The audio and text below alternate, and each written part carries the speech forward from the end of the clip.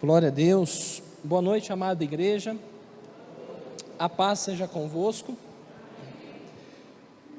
Que momento precioso na presença de Deus. Como é bom estarmos na presença de Deus, na casa do Senhor. E essa última canção, né, irmãos? Poderia ser agora. Poderia ser nesse momento. Nós aqui, adorando o Senhor. Então, os céus se abrem, os anjos vêm e nos levam até o Senhor. Poderia ser agora. É esse o desejo do teu coração?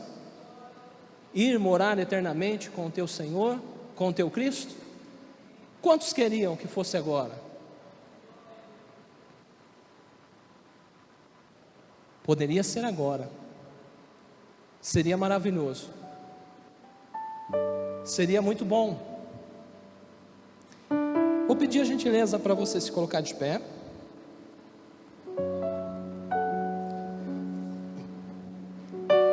Aleluia, Jesus.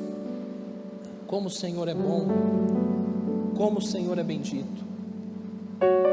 Antes de orarmos e dar início à mensagem dessa noite, quero saber, tem alguma pessoa que está nos visitando pela primeira vez?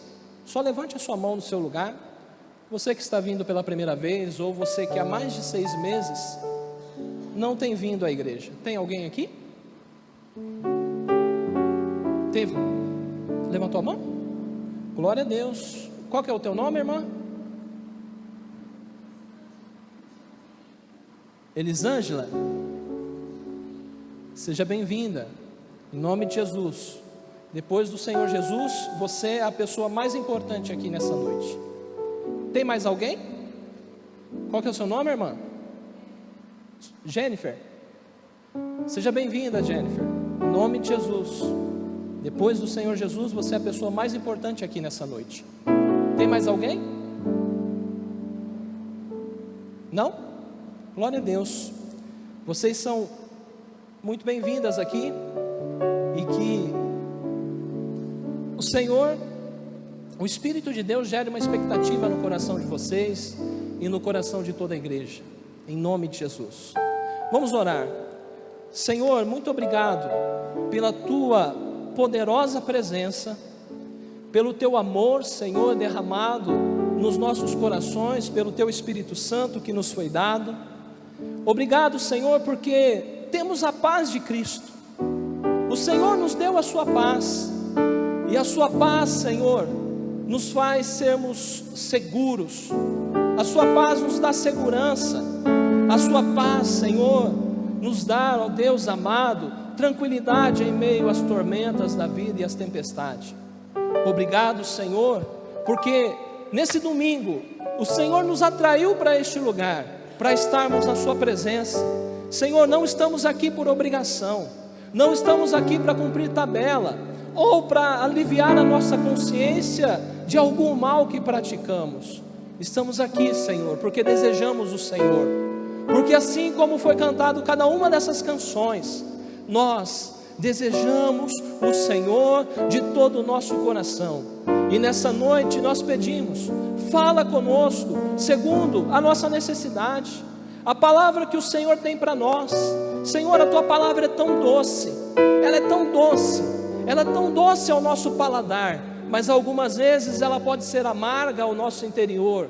Mas o Senhor sabe o quanto isso é remédio para os nossos ossos, o quanto isso é remédio para o nosso coração. A tua palavra, Senhor, nos sara, a tua palavra nos cura. Ah, Senhor, em nome de Jesus, nós queremos a operação do teu Santo Espírito, continuando, Senhor, através da palavra, através da pregação. Nós queremos, Senhor, a operação do teu Espírito, transformando o nosso interior, mudando, Senhor, a nossa vida, em nome de Jesus Cristo. Amém? Pode tomar o seu assento. Aleluia. Glória seja dada ao Senhor. Amada igreja, eu começo esta palavra com uma reflexão que eu espero que seja como um ferro de marcar gado no teu coração. Sim, eu usei esse termo, uma reflexão que seja como um ferro, que realmente deixe uma marca no teu coração. Essa reflexão, ela tem um título assim: o restaurante e o juízo. O restaurante e o juízo. Então, tentando escarnecer do cristão, o ateu, ele estava dizendo, enquanto eles almoçavam no restaurante: vocês cristãos não são livres, vocês cristãos não vivem a vida. Eu faço o que eu quero, falo o que eu quero e penso o que eu quero. O ateu dizia isso ao cristão, naquele restaurante. Nesse exato momento, o garçom traz a conta. O cristão então lhe disse: veja bem, você comeu o que quis e o quanto você quis. Saiba, porém, que agora, ao sair daqui, você tem que pagar a conta. Da mesma forma, ninguém sai dessa vida sem fazer um acerto de contas. Ele disse, o cristão ao ateu: ao homem está ordenado morrer uma só vez, vindo depois disso o juízo. Sabe, irmãos, nós podemos viver como queremos, nós podemos pensar o que queremos, nós podemos fazer o que queremos, mas vai chegar um momento, um exato momento, que teremos que acertar as coisas, teremos que pagar a fatura do cartão da vida.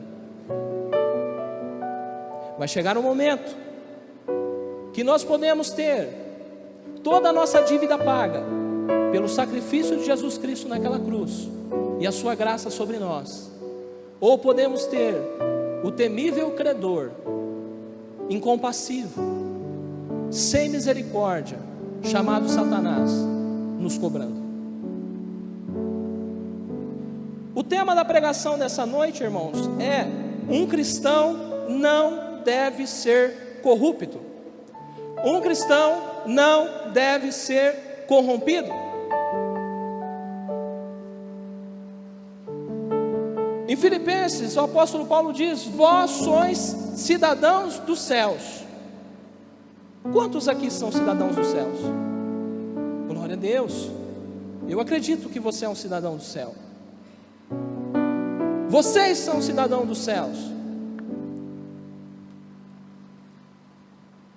Um cidadão do céu, ele está sendo moldado, transformado pela palavra de Deus. Um cidadão do céu, ele está sendo convencido do pecado, da justiça e do juízo. Um cidadão do céu, ele recebeu o Espírito de Deus, então nele é gerado o fruto do Espírito, que é amor, paz, alegria, bondade, benignidade, mansidão, longanimidade, domínio próprio. Caráter do cidadão do céu tem esses itens que eu citei. Um cidadão do céu está sendo moldado para ser incorruptível. Tanto é que eu vou falar de uma passagem do Evangelho, na Epístola aos Coríntios, que o apóstolo Paulo, ele fala exatamente do que vai acontecer no último dia. 1 Coríntios 15, dos 50 ao 54, diz assim: e agora digo isto, irmãos, que a carne e o sangue não podem herdar o reino de Deus, nem a corrupção herdar a incorrupção. Eis aqui, vos digo um mistério: na verdade, nem todos dormiremos, mas todos seremos transformados num momento, num abrir e fechar de olhos, ante a última trombeta, porque a trombeta soará e os mortos ressuscitarão incorruptíveis, e nós seremos transformados, porque convém que isto que é corruptível se revista da incorruptibilidade, e que isto que é mortal se revista da imortalidade. E quando isto que é corruptível se revestir da incorruptibilidade, e isto que é mortal se revestir da imortalidade, então cumprir-se-á a palavra que está escrita: tragada foi a morte na vitória. Haverá uma ação tão poderosa nesse dia, que o Espírito de Deus que habita em você, Ele transformará o teu corpo. Esse corpo que morre, esse corpo que se deteriora, esse corpo que apodrece, esse corpo que é corrompido, será uma transformação tão poderosa, que ele se tornará incorruptível, não morrerá mais, não apodrecerá mais, e será imortal.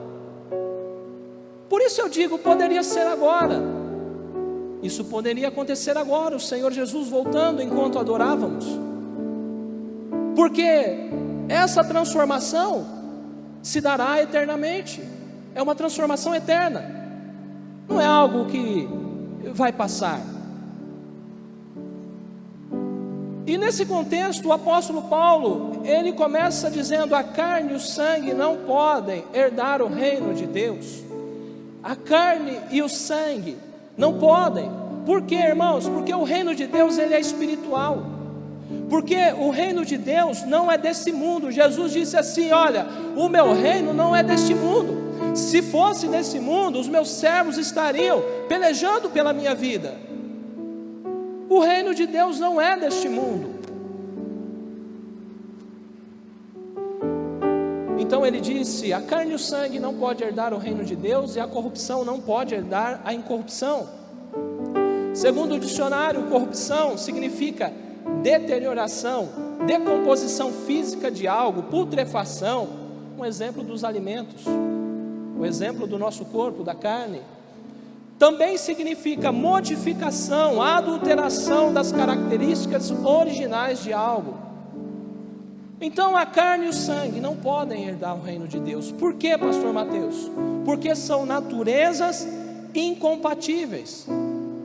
São naturezas diferentes, completamente diferentes. Uma é a natureza carnal, outra é a natureza espiritual. São naturezas que jamais poderão coabitar-se, nunca poderão existir em concordância uma com a outra, porque a natureza carnal não é a natureza de Deus. A natureza de Deus é espiritual, tanto que o apóstolo Paulo disse: olha, há uma luta entre a carne e o espírito, um se opõe ao outro, para que não façam a vontade um do outro. O Espírito de Deus se opõe à carne, para que a carne não faça a sua vontade, mas a tua carne se opõe ao Espírito de Deus, para que o Espírito de Deus não faça a vontade dele na sua vida. A natureza carnal, amada igreja, deseja permanecer no pecado, deseja continuar praticando o pecado. Olha o que diz na primeira carta de João, capítulo 3, versículo 8. Mas quando continua a pecar, mostra que pertence ao diabo, pois o diabo peca desde o início. Por isso o Filho de Deus veio para destruir as obras do diabo. A pessoa que insiste em viver na prática do pecado é uma pessoa que está dando vazão à natureza carnal. Ela é carnal. E conhecendo a verdade, conhecendo o Evangelho, uma pessoa que já recebeu o Espírito de Deus, quando ela deliberadamente ela diz: olha, eu vou continuar do jeito que eu quero, vou fazer o que eu quero e vou pensar da forma que eu quero, a palavra diz, ela mostra que pertence ao diabo, porque o diabo peca desde o início, desde o princípio. E Jesus, ele veio para desfazer as obras do diabo, quando nós reconhecemos o sacrifício da cruz. Quando a cruz passa a ter importância para a nossa vida, então as obras do diabo são destruídas na nossa vida. A partir do momento que a cruz começa a se apagar dentro de nós, a obra da cruz não tem mais importância para nós. Exatamente Interessante, é daquela forma. Você está vendo a cruz? Ela está acesa com os LED, não está? Pois bem, mas tem uma partezinha ali que começou a se apagar, porque o LED deu problema. É da mesma forma, na minha e na sua vida. Quando a importância da cruz, do sacrifício de Cristo, começa a se apagar dentro do nosso coração, então você começa a demonstrar: olha, eu realmente pertenço ao diabo. A cruz já não importa mais para mim. O que Jesus fez, o preço que Ele pagou, já não faz mais diferença na minha vida. A carne e o sangue não pode herdar o reino de Deus. Mas vamos entender aqui algumas coisas importantes. Apóstolo Paulo, na carta aos Gálatas, ele diz, Gálatas 5, do 19 ao 21, ora, as obras da carne são manifestas, ou seja, conhecida por mim e por você. Você sabe o que é a obra da carne. Por quê? Porque você está dentro de uma igreja e você recebeu a palavra, o Evangelho, e o Evangelho revela para você o que é a obra da carne. Segundo motivo, se você tem o Espírito Santo de Deus e você pratica a obra da carne, a tua consciência não é a mesma. Ela aponta que há um erro e uma culpa se estabelece sobre você. Você sabe o que é a obra da carne? Em Romanos diz: nenhuma condenação há para aqueles que estão em Cristo Jesus, vírgula, que não andam segundo a carne. Não há condenação para aqueles que estão em Cristo Jesus, glória a Deus, vírgula, que não andam segundo a carne. Se você decidir andar segundo a carne, o diabo vai te condenar. Ele é chamado acusador dos irmãos. Se você decidir continuar andando segundo a carne, a tua consciência está apurando isso, a não ser que ela já está cauterizada. E como o ateu dizia: olha, eu faço o que eu quero, eu penso o que eu quero, eu vivo do jeito que eu quero. Ele diz: são manifestas imoralidade sexual, as tuas práticas sexuais. Se for adultério, é um homem casado, uma mulher casada que decide ter uma relação sexual com outro parceiro, com outra parceira. Se for sexo fora do casamento, é prostituição, e você está cometendo prostituição porque você não quer se casar. Se for práticas com pornografia e por aí vai, imoralidade sexual, obras da carne. Impureza e libertinagem. Libertinagem é aquela coisa assim: olha, a graça é tão maravilhosa que eu posso continuar pecando o resto da minha vida, porque Jesus já fez tudo por mim. Então, eu faço o que eu quero, e no último dia, como eu reconheci e aceitei Ele como Senhor, eu posso ser salvo. Não existe uma super graça. Não existe. Não existe uma graça que você deixa de reconhecer o sacrifício de Jesus por você na cruz. Não existe. E você dá importância para esse sacrifício. Não existe uma graça sem a cruz. Pois bem, então ele diz: idolatria e feitiçaria. Idolatria é quando você coloca a tua fé em um objeto. Olha, celular, eu creio que você vai me ajudar e que você tem poder, então faz isso por mim. Idolatria é quando você coloca a tua fé numa pessoa e não em Jesus Cristo, e você tem por consideração que tudo o que acontece na tua vida foi porque essa pessoa fez por você. Idolatria é quando o teu dinheiro é mais importante, é a primeira coisa que você pensa, é o que te dá mais segurança e conforto. Idolatria, você pode idolatrar bens, objetos, coisas, pessoas e o dinheiro. Feitiçaria, irmãos, nos últimos tempos eu nunca vi tantas pessoas procurando lugares para ter uma ajudinha espiritual, tantas pessoas enchendo centros de ajuda espiritual, tantas pessoas buscando a ajudinha do espírito A, B e C. Olha, eu acho que o espírito vai fazer mais por mim do que Jesus pode fazer. Se você andar pela cidade, você vai ver filas se formando, pessoas ficando em filas para receber uma ajudinha espiritual de um espírito, de uma entidade. Aí o apóstolo Paulo diz na área dos relacionamentos, comportamento com as pessoas à sua volta, com a tua família, com o teu próximo, com os irmãos da igreja. Olha o que diz: ódio, quando você odeia uma pessoa; discórdia, e aqui não é discordar de um ponto de vista, de uma opinião, aqui é quando você pratica discórdia para prejudicar. Ciúmes, ira, egoísmo, dissensões, facções, inveja, tudo na área do relacionamento, tudo na área do coração, dos sentimentos, obra da carne. Eu pergunto: você está odiando alguém? Você está desejoso que alguém seja prejudicado? Você está criando algum tipo de dissensão, facção para isolar a pessoa A, a pessoa B, a pessoa C? Então você está praticando obras da carne. Aí o apóstolo diz: embriaguez. Então tá bom, olha, não tem problema tomar um copinho de vinho, não vai fazer mal não.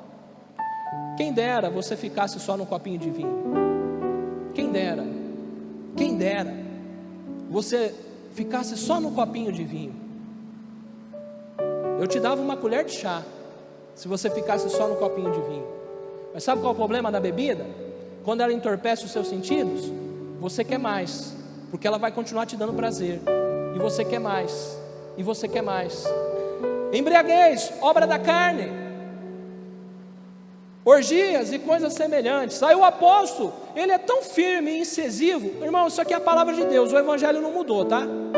Se você estava esperando um evangelho transformado, não é o evangelho de Jesus Cristo. O evangelho de Jesus Cristo é um evangelho transformador. Ele condiciona você a ter uma mudança de conduta, de comportamento, de pensamento. O apóstolo diz: eu os advirto, como antes já os adverti, que os que praticam essas coisas não herdarão o reino de Deus. Sabe, irmãos, não vai ter como dizer eu não sabia.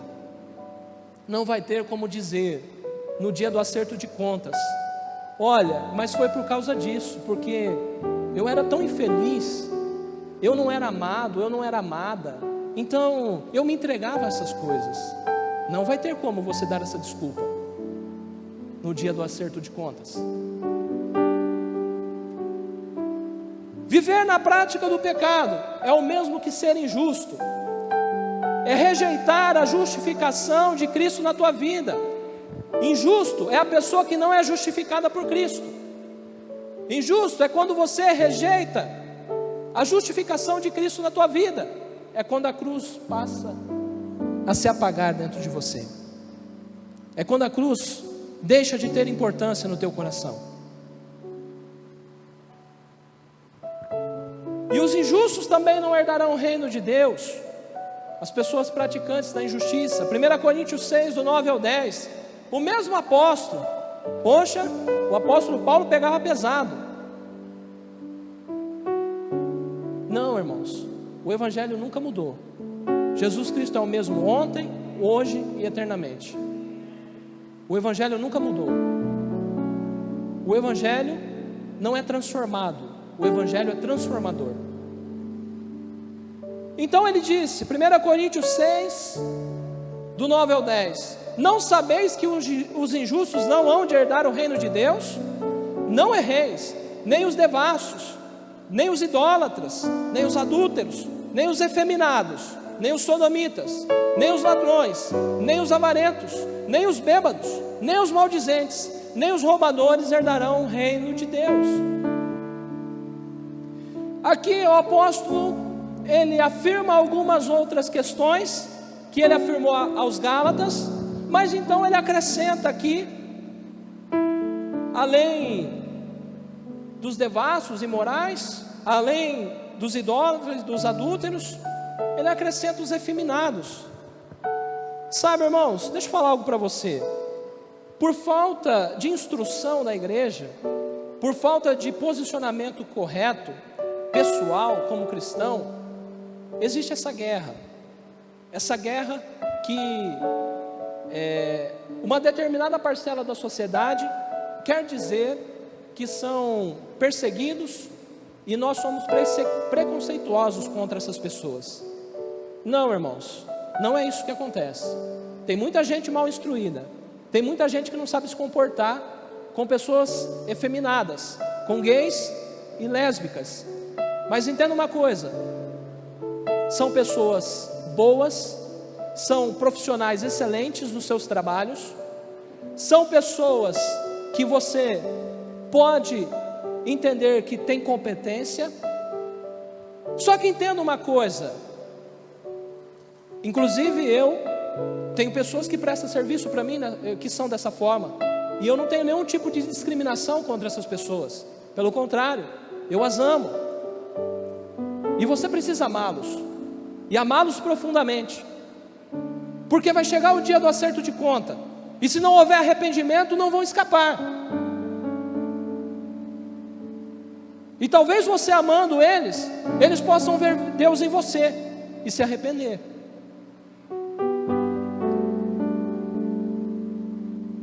Os efeminados, está falando de gays e lésbicas, e eu não tenho nenhum problema de pregar a respeito disso, e de falar a respeito disso, porque como eu disse, eu não tenho preconceito algum com esse tipo de pessoa, mas eu estou falando do Evangelho de Jesus Cristo, e esse Evangelho diz que as práticas habituais, as práticas que essas pessoas têm, não vão levá-las para o céu. Entende isso? Aqui o negócio não é pessoal, e o mal da igreja do passado foi levar para o pessoal. Aqui o negócio não é pessoal, aqui o negócio é a salvação da pessoa, é a vida dela com Deus eternamente, ou a vida dela com o diabo no inferno eternamente. Eu vou repetir, o Evangelho não é transformado, ele é transformador. E se uma pessoa dessa ouvir a palavra da forma correta, ela vai ser transformada pelo Evangelho, ela vai ser transformada por Jesus Cristo. Aí o apóstolo diz, ele acrescenta aqui, nem os ladrões. Qual que é o nível de roubo que você pratica? Pare para pensar, é uma pergunta séria. Nem os ladrões. Eu posso te dar 3 níveis de roubo. Primeiro nível, você rouba a Deus nos dízimos e nas ofertas. Será que temos ladrões aqui? Esse é o primeiro nível. O segundo nível, você que tem uma empresa, você só nega imposto, você rouba o governo. Segundo nível, será que temos ladrões aqui?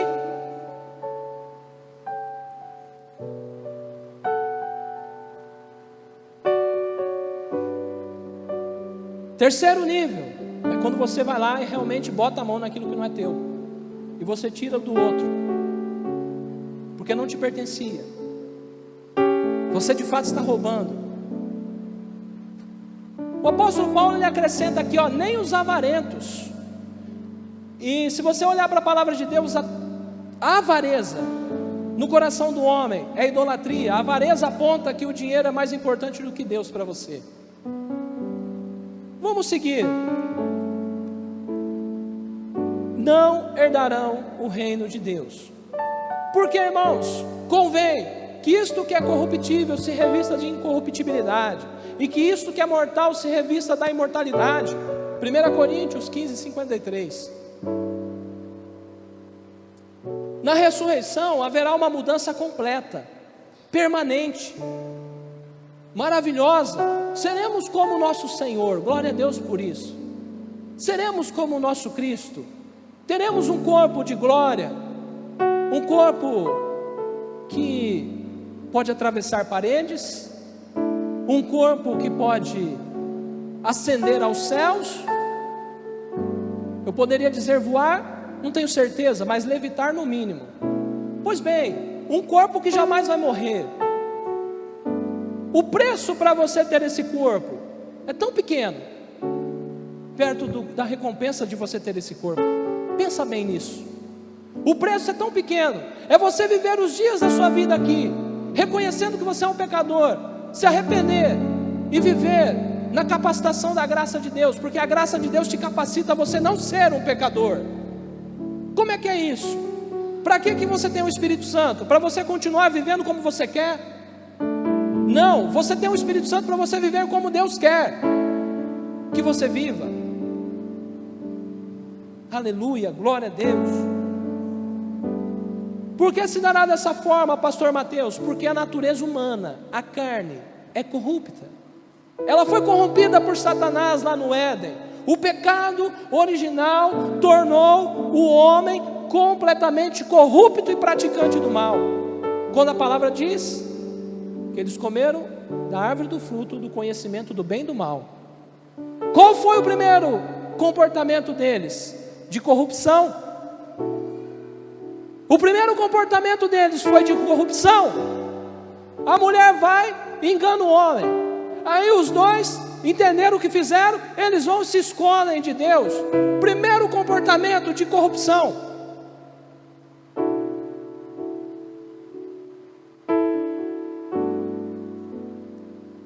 Não convém a um cristão, não convém a um cidadão do céu ser corrupto.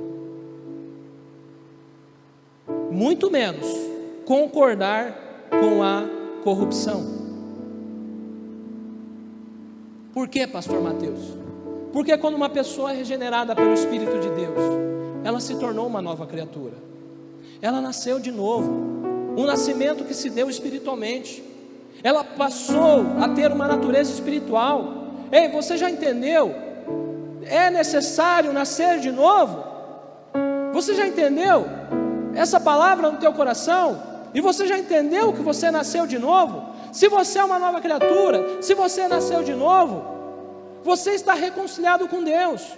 E o comportamento corrupto, práticas corruptas, não pode fazer mais parte da tua índole, do teu comportamento. 2 Coríntios 5,17. Assim que, se alguém está em Cristo, nova criatura é, as coisas velhas já passaram, eis que tudo se fez novo. Você está em Cristo? Eu faço essa pergunta. Ou melhor, deixe o Espírito de Deus fazer essa pergunta a você. Você está em Cristo? Então você é uma nova criatura. Você está em Cristo? Como eu sei que eu estou em Cristo? Como você sabe que você está em Cristo? Quando a palavra de Cristo habita no teu coração, e você conduz a tua vida pela palavra, e não pela maneira de viver que você queira. E você conduz os teus caminhos pela palavra, e não pelo teu jeito. Você sabe que você está em Cristo quando a palavra habita no teu coração. Não tem complexidade, dificuldade para isso. Se a palavra não está no teu coração, você já sabe que você não está em Cristo. Mas se a palavra está no teu coração, você tem certeza que você está em Cristo.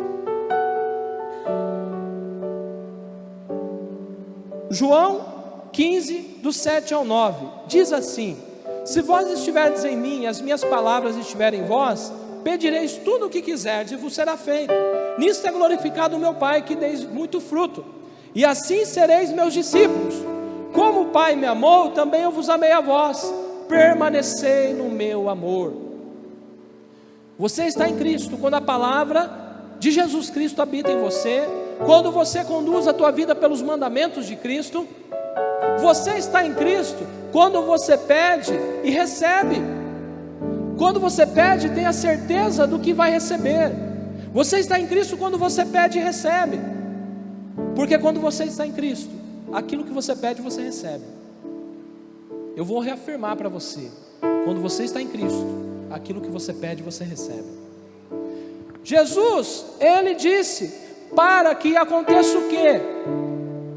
Para que aconteça o quê? Nisto é glorificado o meu Pai, que deis muitos frutos, e assim serei meus discípulos. Para que o Pai seja glorificado, você está em Cristo quando você pede, tendo a certeza que vai receber. Você está em Cristo quando você pede e recebe. então o Pai é glorificado na tua vida. A tua vida glorifica a Deus sobre aquilo que você pediu e recebeu. Você está em Cristo quando você dá muito fruto. E eu tenho ensinado para os líderes de célula aqui todo domingo de manhã: dar fruto está relacionado a pessoas. Dar fruto é ganhar pessoas para Cristo. Dar fruto é pregar o Evangelho para as pessoas, é ensinar as pessoas a palavra de Deus. Dar fruto é trazer pessoas para a igreja. Dar fruto é você ajudar pessoas. O resto, irmãos, é serviço acessório. O resto fica no segundo plano da tua frutificação. O que o Pai espera de fruto nosso são almas, são pessoas. Glória a Deus, aleluia, Jesus. E o objetivo de todo discípulo de Cristo é dar fruto. Sabe, irmãos, nessa manhã eu falava com a classe de células sobre 4 níveis do chamado. E um desses níveis é ser discípulo. E o discípulo, ele tem total desejo de imitar o mestre. O discípulo, ele quer fazer o que o mestre mandou. O objetivo do discípulo é executar a missão que o mestre deu. Todo discípulo de Jesus, ele dá fruto. Você está em Cristo quando você permanece no amor. Como que é isso? Poxa, Mateus, estão me fazendo mal. Olha, estão tentando me prejudicar. Mas eu permaneço no amor. Eu permaneço no amor. Eu estou sendo injustiçado, eu estou sendo injustiçada, mas eu permaneço no amor. Olha, criaram uma calúnia que me fez passar muita vergonha no meu trabalho, na faculdade, me fez passar tanta vergonha na igreja, mas eu permaneço no amor. Então você está em Cristo.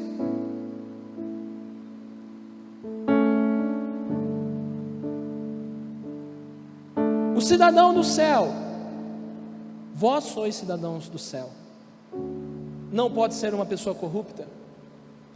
Efésios 4, do 17 ao 24, estou encaminhando para o encerramento dessa pregação, amados. E digo isso e testifico no Senhor, para que não andeis mais como também os outros gentios, na vaidade da sua mente, entenebrecidos no entendimento, separados da vida de Deus pela ignorância que há neles, pela dureza do seu coração, os quais, havendo perdido todo o sentimento, se entregaram à dissolução, para com avidez cometerem toda a impureza. Mas vós não aprendestes assim a Cristo, se é que tendes ouvido e nele fostes ensinados, como está a verdade em Jesus, que quanto ao trato passado, vos despojeis do velho homem, que se corrompe pelas concupiscências do engano, e vos renoveis no espírito da vossa mente, e vos revistais do novo homem, que segundo Deus é criado em verdadeira justiça e santidade.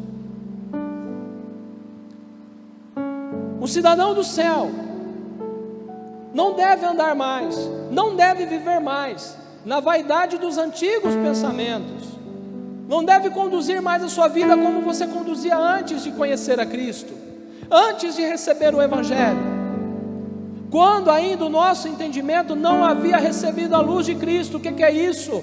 Não havia recebido revelação da palavra, não havia recebido o entendimento da verdade. Quando ainda o nosso coração era duro, porque não conhecíamos o amor do Senhor.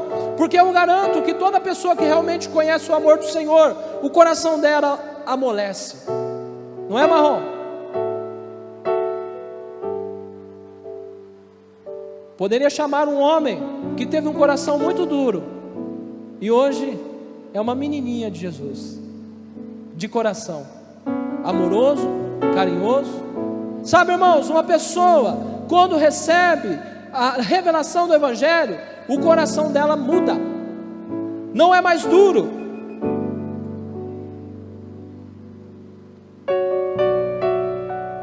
Mas agora aprendemos a palavra do Senhor, e o apóstolo diz: se é que vocês têm dado ouvidos e sido ensinados, como está a verdade em Jesus Cristo. Então entenda uma coisa, vai depender do quanto você está dando importância para a palavra e do quanto Jesus Cristo é importante na tua vida.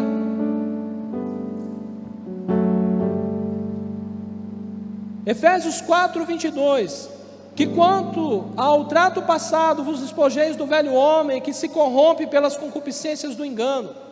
Então, agora você é crente. Não, melhor, você é um cidadão do céu. Então agora você tira aquelas roupas antigas, você despoja, você arranca aquelas roupas velhas. Quais roupas? As suas práticas erradas, de pecado, de engano, de mentira, porque agora você é um cidadão do céu. Então você agora arranca essas roupas e se reveste, coloca roupas novas, do novo homem, do homem espiritual, que é criado segundo Deus, em verdadeira justiça e santidade.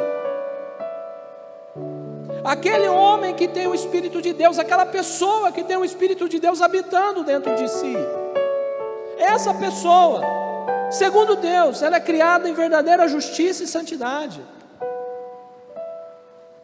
Por isso, deixai a mentira e faça o que, pastor Mateus? Fale a verdade. Por isso, deixai o furto, o roubo, e faça o que? Não roube mais, não furte mais. Por isso, deixai a pornografia, e os teus olhos ficarão purificados, e os teus pensamentos serão tão limpos, e você vai ter espaço na tua mente para pensar em tanta coisa boa, em tantos projetos, em tanta coisa que Deus pode fazer através de você. Por isso, deixai o adultério e tenha uma família restaurada, uma família poderosa na face da terra, como Deus quer que você tenha. Por isso, deixai a prostituição, o sexo fora do casamento, e tenha um casamento vigoroso, que frutificará, que trará muitos filhos. Por isso, deixai o pecado e busque ser santo, busque a santidade na tua vida. Aleluia, glória a Deus. Se coloque de pé.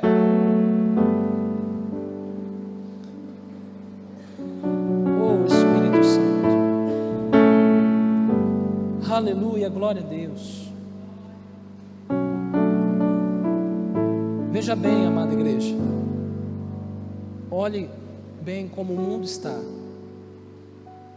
Olhe bem para todos os acontecimentos, pelo menos dos últimos 2 anos. O homem fazendo de tudo para perpetuar, para validar a sua corrupção interior. As pessoas fazendo de tudo para justificar que, olha, todos são corruptos, então eu acho que eu vou entrar na fila também. Então eu vou viver essa corrupção que dá muita vantagem. Olhe bem para os últimos acontecimentos. Está chegando tão perto o dia do acerto de contas, e nós podemos ter a nossa conta paga por Jesus Cristo, pela sua graça, que nos perdoou, que nos santificou.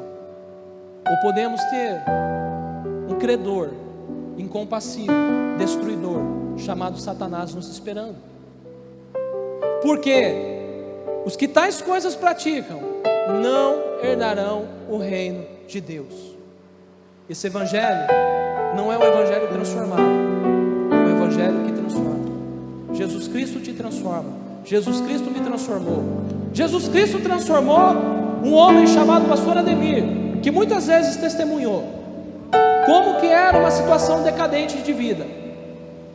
Irmãos, se eu for contar cada testemunho de cada pessoa aqui que recebeu a transformação de Jesus Cristo, então o meu convite é para você, que você sabe, pastor, eu tenho sido tão corrompida, e esses últimos dias a cruz ela começou a se apagar no meu coração. A obra da cruz começou a não ter tanta importância para a minha vida, porque eu tenho me entregado a tanta corrupção, eu tenho me entregado à minha carne de uma forma tão severa, e a minha consciência ela já está desacreditada da verdade. A minha consciência ela já está praticamente cauterizada. Eu não vou pedir para você levantar a mão, não vou pedir para você vir aqui à frente, mas você que sabe que está nessa situação, eu vou orar, e é o momento para você colocar o teu coração diante do Senhor e dizer: Senhor, eu quero herdar o reino de Deus, eu quero viver eternamente com o Senhor, e quando o Senhor voltar, eu quero que toda a minha dívida realmente seja paga pela tua graça, porque eu quero conduzir a minha vida pela cruz, eu quero conduzir a minha vida pela cruz, eu quero conduzir a minha vida pela cruz, eu quero tomar a minha cruz, eu quero renunciar a mim mesmo. Todo aquele que quiser vir após mim, renuncie-se a si mesmo,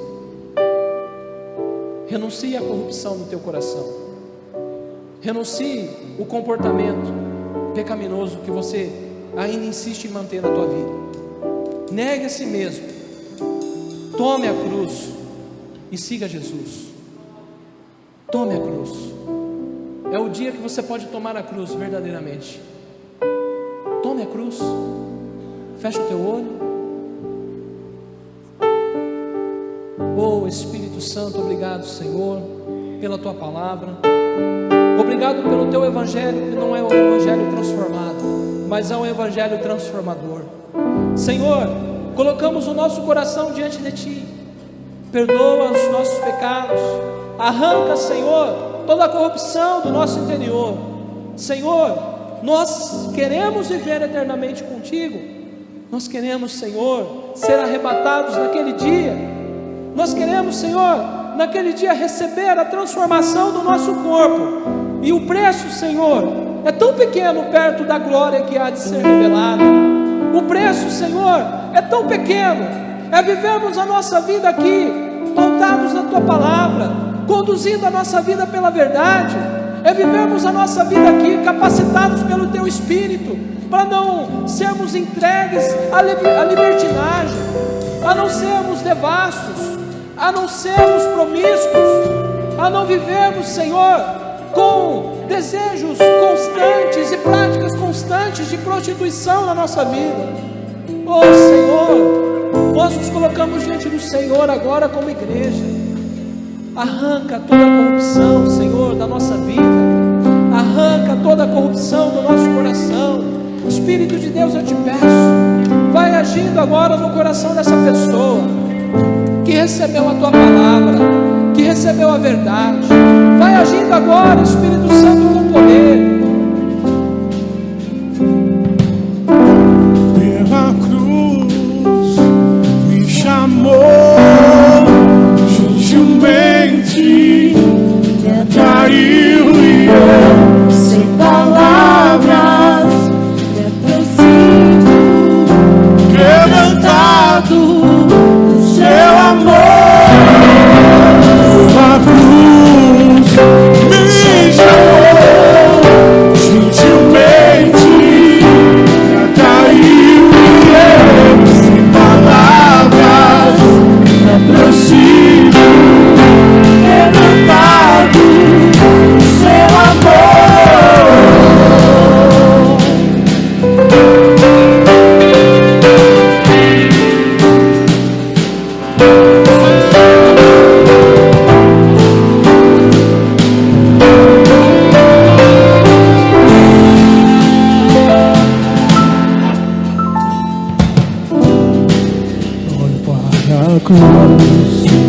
Para a cruz eu vou, eu só veio participar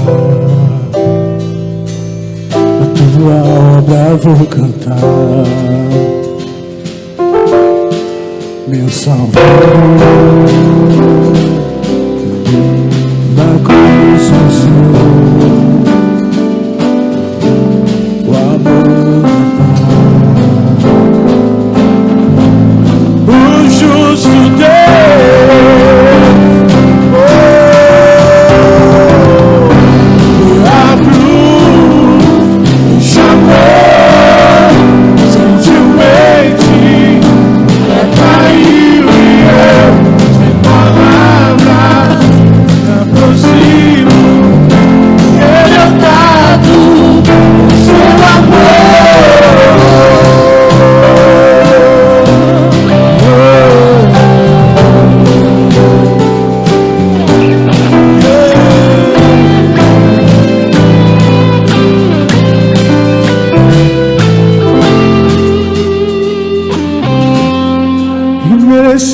minha vida.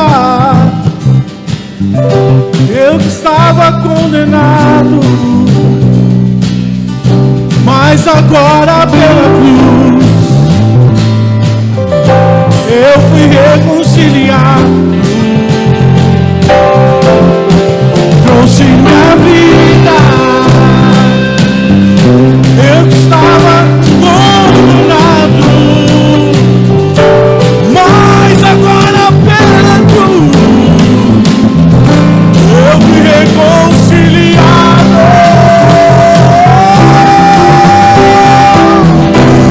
A cruz me chamou, gentilmente atraiu-me, sem palavras, me aproximo, quebrantado do seu amor.